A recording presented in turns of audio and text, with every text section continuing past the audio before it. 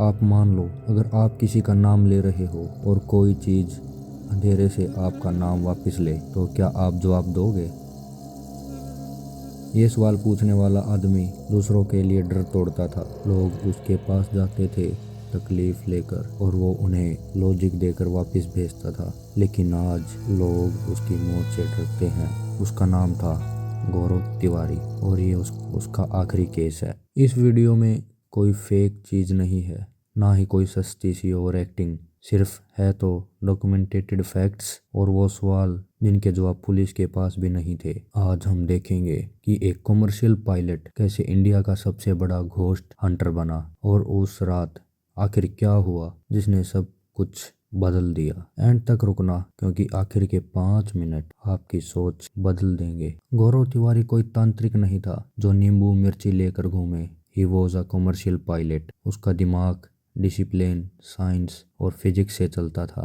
कहानी शुरू होती है यूएस में, फ्लोरिडा के एक अपार्टमेंट में। ट्रेनिंग के वक्त गौरव ने कुछ ऐसा देखा जो उसकी टेक्स्ट बुक्स में नहीं था, लेकिन उसने डर के मारे मंदिर या चर्च का रास्ता नहीं पकड़ा। उसने सवाल किया, क्यों, वाई? उसने सोचा, अगर ये वाइब्रेशन है तो सोर्स क्या है? अगर ये आवाज़ है तो फ्रीक्वेंसी क्या है? वहीं से जन्म हुआ इंडियन पैरानॉर्मल सोसाइटी का। गौरव का सबसे कंट्रोवर्शियल स्टेटमेंट पता है क्या था? वो कहता था 99% हॉन्टेड केस झूठे होते हैं। गौरव तिवारी भूत ढूंढने नहीं, भूत का डर निकालने जाता था।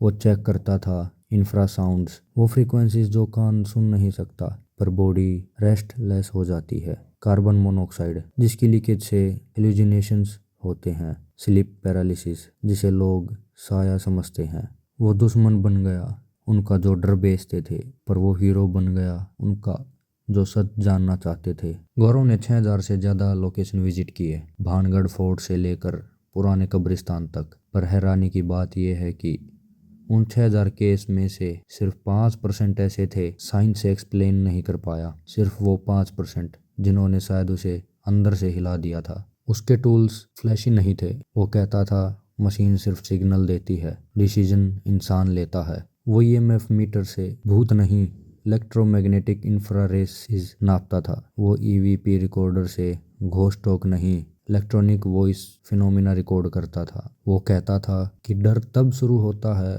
जब लॉजिक खत्म होता है। पर क्या उसका अपना लॉजिक खत्म होने वाला था? जुलाई 2016, जनकपुरी, दिल्ली से कॉल आता है। एक लड़की जो अचानक अग्रेसिव हो गई। वो अजीब बोलती थी, उसकी ताकत बढ़ गई थी। फैमिली को लगा पोजेशन। गौरव वहां पहुंचा, पर इस केस की कोई ऑफिशियल रिकॉर्डिंग नहीं है, कोई वीडियो फुटेज पब्लिक नहीं की गई। क्यों?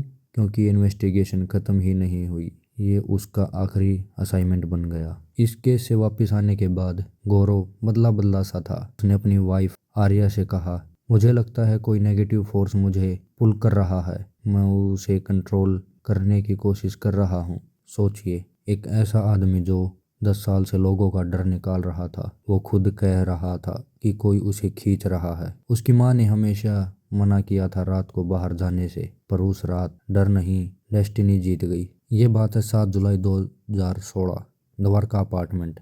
सब नॉर्मल था। गौरव बाथरूम जाता है। कुछ देर बाद एक जोर की आवाज़ आती है। घर वाले दरवाज़ा तोड़ते हैं। गौरव बेहोश मिलता है। हॉस्पिटल में उन्हें ब्रोथ डेड डिक्लेयर कर दिया।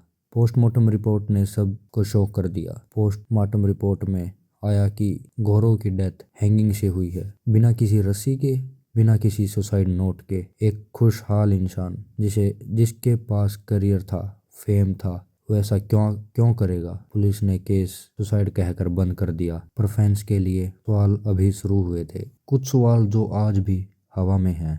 गौरव के गले पर वो काला निशान कहाँ से आया? अगर उन्होंने रस्सी यूज नहीं की थी, क्या वो नेगेटिव फोर्स सिर्फ स्ट्रेस था, या वही 5% का कोई अंश, या एक रैशनल इन्वेस्टिगेटर प्रेशर में आकर ऐसा कर सकता है? गौरव तिवारी ने एक बार कहा था, डर भूत से नहीं, इग्नोरेंस से लगना चाहिए। शायद उनकी कहानी का सबसे बड़ा डर भूत में नहीं, बल्कि हमारे दिमाग की उन पार्टों में है जिसे हम आज भी नहीं समझ पाए। वो चला गया, पर उनका काम आज भी हजारों लोगों को अंधविश्वास से निकाल रहा है। आपको क्या लगता है, क्या ये एक प्रेशर का नतीजा था या वो आखिरी केस कुछ ऐसा था जो गौरव भी हैंडल नहीं कर पाया? कमेंट करके अपनी राय ज़रूर बताएं। अगर आपको रियल मिस्ट्री पसंद है तो सब्सक्राइब बटन दबा देना। मिलते हैं अगले केस में।